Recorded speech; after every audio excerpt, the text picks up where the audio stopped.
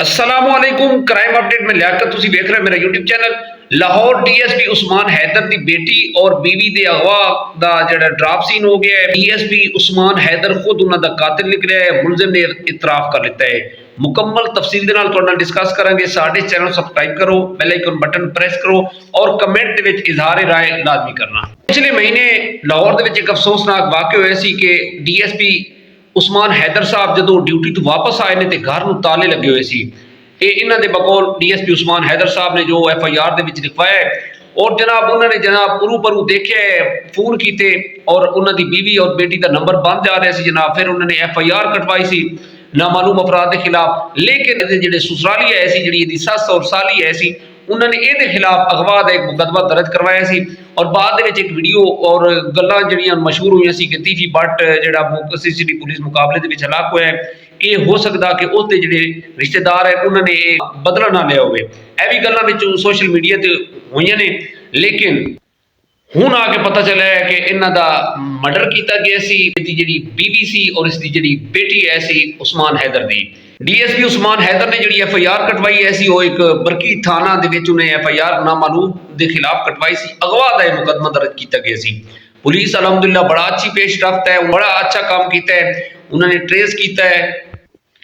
Police ने जनाब मां बेटी की जी डेड बॉडी ने तलाश कर ली ने।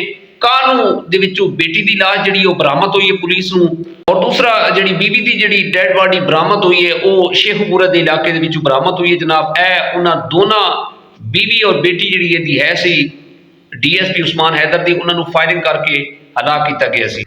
जो इतलात साढ़े कोल आईयां ने डीएसपी उस्मान हैदर ने 2 शादियां की हुई सी। अक्सर इस दे घर दे विच लड़ाई झगड़ा रहिंदा सी और उन्हें ये जिहड़ा कदम उठाया सी वो कहंदा मैं तंग आके उठाया जनाब। पुलिस ने इसनूं गिरफ्तार कर लिता है और इन्हें इकरार जुर्म कर लिता है कि मैं इन्हां दोवां मां बेटी जी मेरी बीवी और बेटी है सी उन्हां दोनों नूं मैं फायरिंग करके हलाक किया सी।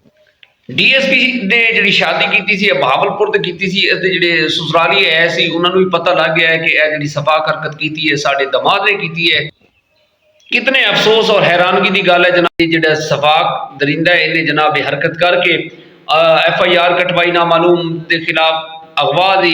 फिर जनाब तलाश करता रहा, लोगों को नहीं पता चला। लेकिन असी एप्रीशिएट करने अपनी पंजाब पुलिस नूं कि उन्होंने इसका मोमा हल किया। पुलिस की बड़ी अच्छी पेशरफ्त है। इन्हों का अपना पोस्टमार्टम किया गया है। बाद जो हकायक आए ने कि इन्होंने फायरिंग करके इस जी मां बेटी है इन्होंने हिलाक किया सी।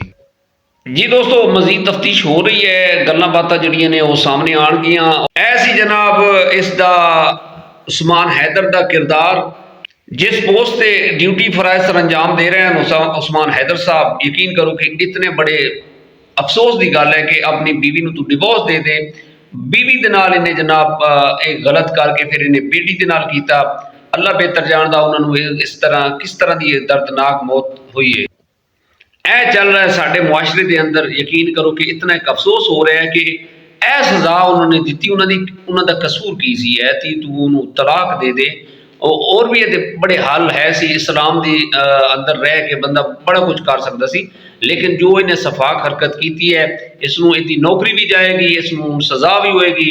जिंदगी बड़ी कीमती है दोस्तों और इस तरह का जी सफाक हरकत है इस बंदे नूं बाज आ जाना चाहिए है, बंदे नूं सोचना चाहिए है। यह काम करन तो पहले ना बंदे नूं सोचना चाहिए है कि मैं अगर ये काम करांगा तो इसका रिजल्ट की निकलेगा। हुण ये उस्मान हैदर साहब है एक तो जेल की चक्की पीसणगे और दूसरा देखो इन्होंने अपनी लाइफ जी खराब कर ली। अक्सर घरों के लड़ाई झगड़े रहते हैं, यदा मतलब ये तो नहीं है कि तुम उसकी जिंदगी खत्म कर दो। यह सानू इस्लाम भी इजाजत नहीं देता। तू किनारा हो जा, तू साइड हो जा, उन्होंने आज़ाद कर दे, अपनी बीवी को आज़ाद कर दे, बच्ची जो उसका नसीब है वो माँ के नाल चली जाएगी।